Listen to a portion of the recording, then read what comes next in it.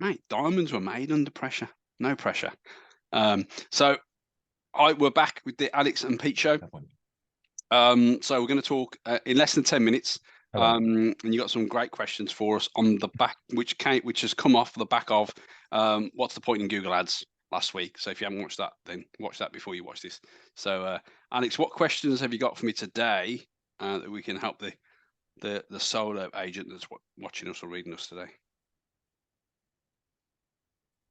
Yes. So following, as you said, following on from the basics, what is keyword targeting? The one thing I wanted to know was the keyword targeting element. Dive into a bit more detail. What is it? How do you do it? What's the best optimization techniques? You know, that sort of stuff. Okay. Well, keyword. Right, let's go. In terms of keywords, obviously these are the words that people type into Google. So whether it's holidays abroad, Morrison's closing time, so whatever you search in Google, basically, that's what I would say keywords. Reviews as well. Words, companies' reviews. Places to go, people to see, houses for sale, properties for sale, properties for rent. It's the words that people are searching for. Now, how do you find out whether it's worth estate agents doing Google Ads? Is the Google Keyword Planner. And the Google Keyword Planner will basically tell you whether it's worth barking up the right tree or not, or you're barking up the right tree or not.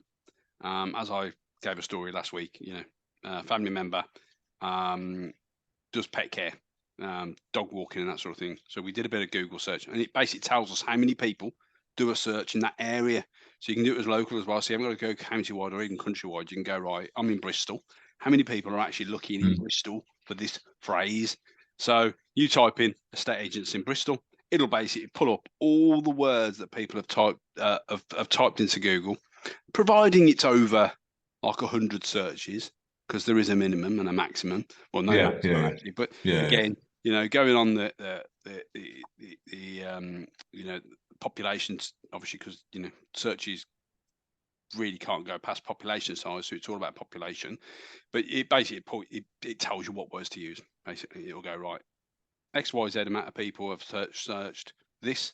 It also tells you how much, if you want to do Google Ads and pay for the traffic, because your website marketing show, it'll give you an indication of how much it's going to cost you, potentially going to cost you, to be at the top of Google as well. So to have that, yeah.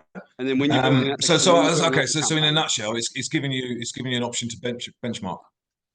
It's giving you it's giving you an option to say, right, actually, this one's going to be the best one for me and my business and whatever I want to target right now. Yeah, but it won't just give you one; it'll give you, multiple pages from volume. Oh no, I know, but you can choose. Yeah, and you can choose.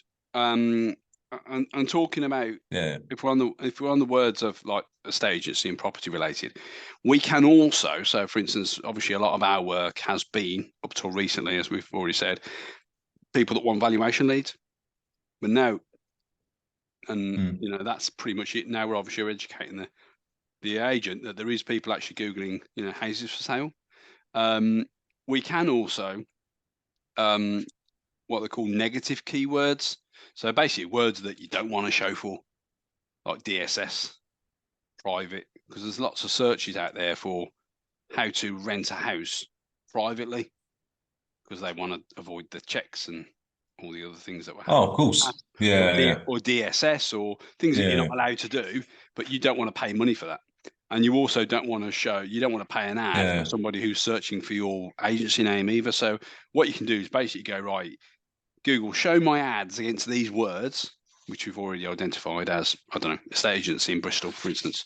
You organically don't show it at the moment. So you basically go, Google, show my ad every time that someone does that search. Okay. You can also then go, right, I don't know, don't show my ad if someone looks for me, my company, because I'm going to naturally show it anyway, organically. So, I see. So likewise, if that makes complete sense. I didn't actually know you could do that. And also I assume then, if there's, like you just said, it's like I'm going to use the word DSS, but anything that you don't want to be associated with or have any sort of input in, you can also use those terms. So right, if someone types in estate agent in whatever, Bristol. But they also use the words DSS or something that you can automatically say, no, I don't want to appear under that search term. Yeah. Oh, so, that's cool. Yeah, yeah, it's cool. Really, really cool. And so, for instance, in Wells, which is Somerset, you'll have an agency in Wells, and they might get a lot of inquiries or traffic from Bristol, but they haven't got an agency in Bristol. So sometimes the AI goes a little bit awry, and it'll go like, it'll pull agencies from Wells if there's not enough advertisers. So we can basically geofence. Geofence is basically targeting certain areas, and then basically not show our ads outside of an area. So it's really, really targeted. So from a location point of view, you can go down as low as 1 kilometer. So going off of keywords. Oh, wow. You can go down as low as a mountain in your case. Hang on. Does that mean that but what if I'm outside of Bristol and I want to search inside Bristol, but you've added that geofence to it? What would I still be able to do that search? Yeah, that often happens with letting agents. Not much sales, because sales most likely people living in and around the area. But if we've got an agency at the moment that wants to get landlords who have got properties in Bristol, in this case, but they live in Birmingham, they'll do an agency check for, I don't know, the best letting agent in Bristol, Clifton, for instance, more specific, because they've got a property in Bristol, Clifton in Bristol. Yes, you can basically tick another box that says anyone that searches for agents in this area, but they might live outside the area. So that's more applicable to letting agents. That's more applicable to letting agents because obviously landlords typically don't live in the area where they're selling. I know we're going off on a tangent, which is we don't intend to do that really, especially me. But yes, so you can basically target on sales. It's a lot cleaner. On lettings, it's like landlords can live in Outer Hebrides, but have loads of properties and own half of the city. You know what I mean? So yeah, you can target people like that. I know what I mean. Yeah.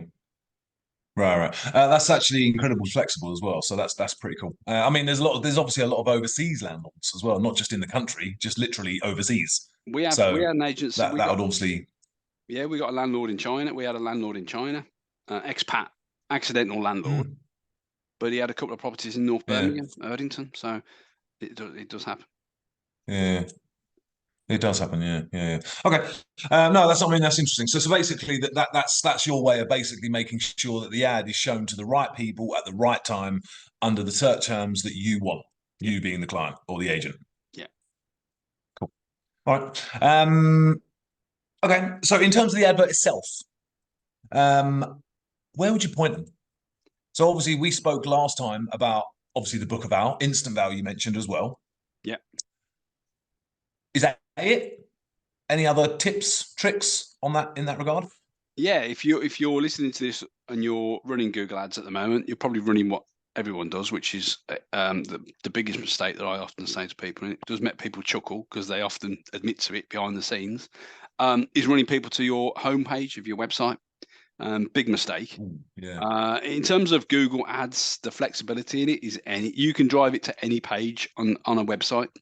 We typically drive people to what we call landing pages, which are bespoke to that inquiry. So, i.e., if someone wants a valuation, we drive them through to a valuation landing page.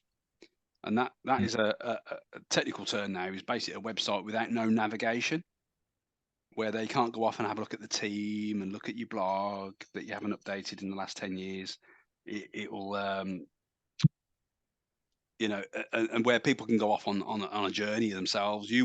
Someone's looking for a valuation, drive them through to a valuation page that has a branded experience, but also, as we've already said, before pressing go on this video, is social proof. So a few reviews, a bit of blurb about why I should use you, that sort of stuff.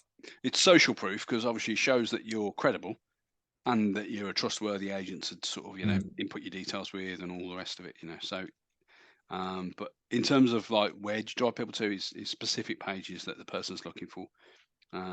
It's but yeah. So I mean, I'm surprised people would drive people to the homepage because, like you said, there's not. I mean, obviously, the homepage is normally the most. For me, it's certainly more normally the most interesting because that's where most of the design work happens. The impact factor is on the homepage. So if I was looking to just literally drive traffic to my site and I wasn't really too concerned about getting leads from it, then yeah, that kind of makes sense. Push them to your homepage.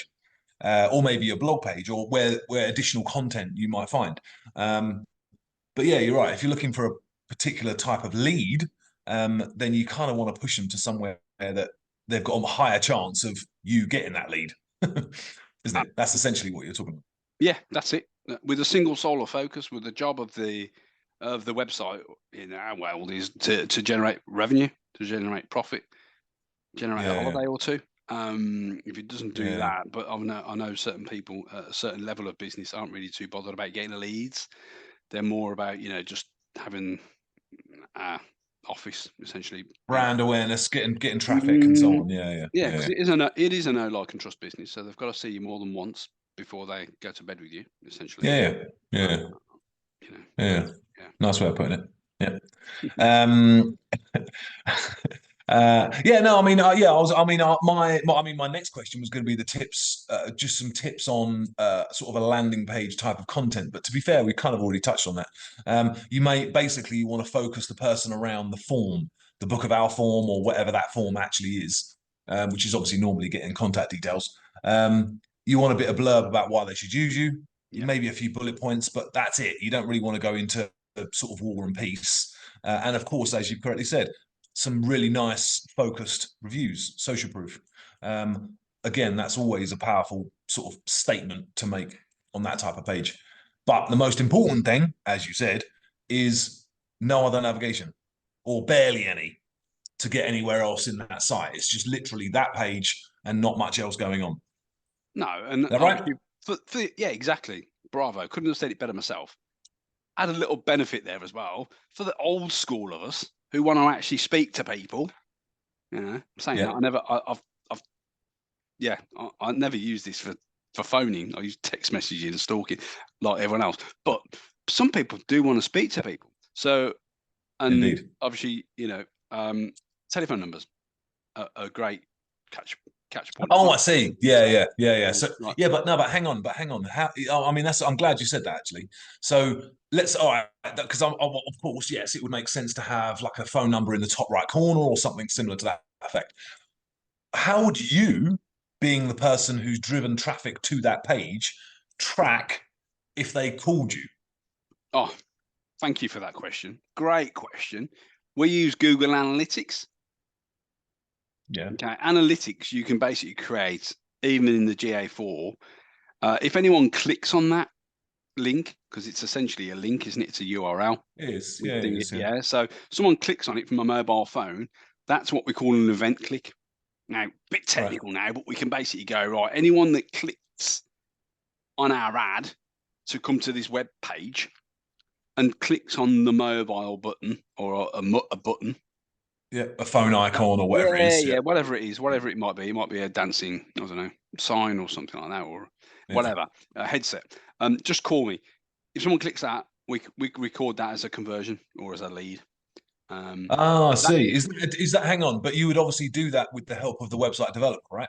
Yeah. Well, to make that event click happen, right? Because Google couldn't do that automatically, could it? Surely. Well, I wouldn't say never. Depends on whether you've got analytics. Right, obviously, part of So I wouldn't say ever, because basically, in order for that to happen, we would need Google Analytics on the site. So that usually comes from the developer, or we do it and then we give it to the developer, like you guys. We send it over to you, and then we do our own on the Google Analytics dashboard. Is create those events inside. So as long as the code's on the website, but we tend to. I see. Oh, okay. So as long as that bit of code is on the site, then actually you can pretty much run with that and add whatever event clicks you want to happen. Yeah. So someone fills out a form. Someone fills out the form, presses that submit button, or even You know, for the real long glorious one is click an email link. So if the one might want to send you an Yeah. email,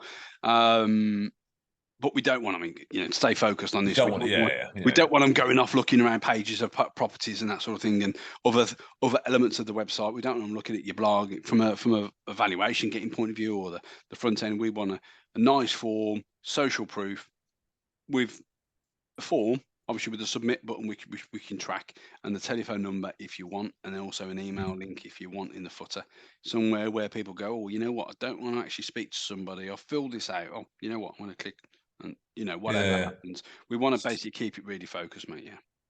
Yeah. So no, because the form, I know you can track the form, but the event click one, again, I don't have many people asking us to actually do that. So fair point. Fair point. Probably because a lot of agents don't understand it, and obviously, you know, rightly so. They probably don't. You know, they probably don't know to ask. So I suppose it's more about you don't know what you don't know. You know. So no, indeed. Well, Pete, listen, thank you. That's more great advice in there. Great tips. And so hopefully it's been of some use to people. Yeah. I hope it is. I hope it's been a valuable and or value and valuable to you and your day. So now you know what you know or you didn't know. All right. So until next time, Alex, thank you very much, sir. Thank you.